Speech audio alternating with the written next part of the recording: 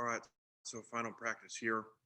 So we don't practice on Thursdays. We just walk through on Thursdays, and then we'll load up to go down there. Have our Friday practice down there, and go to play the game. So great opportunity for us. As we know, first time I think in 5 years, and top 10, 11 opponent. So as we've talked about, we're very shorthanded, especially offensively. So is what it is. You saw some guys last night in bowl games step up when our chances came. I think there was a receiver one of the games was on and only had one catch all year, and I think scored 3 touchdowns or something. So hopefully we'll have some guys step up. All right, please raise your hand. First question. Nick, go ahead. Big picture, from your perspective, are bowl games vital to kind of build a program and have people notice, or do you see it more of as just the reward for the players on the team this year? Well, I think it's good, especially if you're in ones that are, heavily viewed, so it's more advertising, for recruiting. I think it's good because, usually it means you got a winning record. And so if you're not, that's obviously mean you're not in a good place if you're not going to bowl games. So, when you had more practice, it used to, the theory used to be, well, you got 15 practices, you're going to get your team better for the future, as opposed to not having any practices. So it's a little different now because, there wasn't the layoff like there was. Just curiosity, have Jerrion and Braylon practiced all this week yet? We hope for them to play. You know that answer. I know, just asking. It's a good way to phrase it, though. Matt, go ahead. Hey, Lane, I know about obviously your dad's ties to Tampa. Can you talk a little bit about your specific ties to Tampa and how much time you spent down here? Well, I was always there. When they went there, my brother was still going to high school. I was already out. I was in college.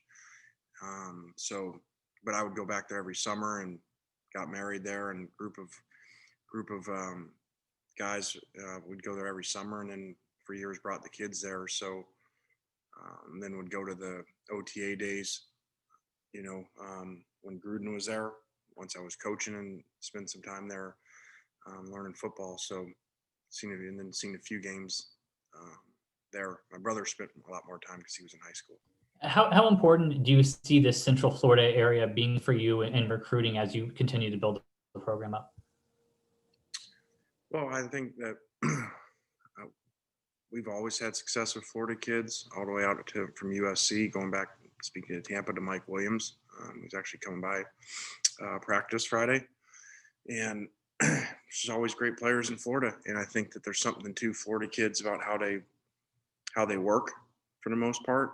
And so, we got a couple last year that are doing really well here for us already, especially, Harlan, our running back, who had a big game last week as a true freshman, at LSU. Thank you. David, go ahead.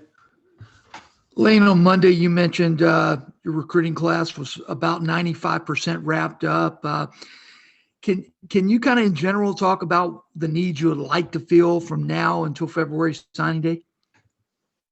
Well, we're only recruiting a few high school kids anymore. And so basically we're looking at there's a few spots left. If we get great high school players, we'll take them. If not, we're not going to reach. Not even take just good ones. They'd have to be great because you're going to want some spots here when everybody starts transferring, which is already happening. But I've said it before, just talking through it with the staff and talking to some other coaches, that have like one spot left. And all these kids are going to go in the portal. And this was all this great idea for the student athletes. It was great. Just watch. You're going to have thousands of kids with nowhere to go. Because they all think they're going somewhere, and they don't give us the ability to replace the ones you lose. So nobody's got initials. So these kids are all going to go nowhere. Thank you. Nick?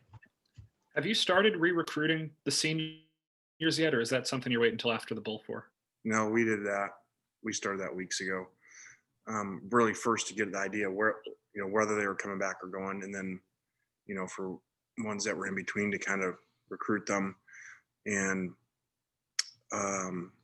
as of now, almost all of them are coming back, and almost all of them were coming back when we first met with them. So I think they like the excitement and direction of the program, and want to be part of it for another year. Do you know if there's a hard deadline on that, like the draft, or is it just kind of something that they have to decide before spring? That's a good question. I do not know that.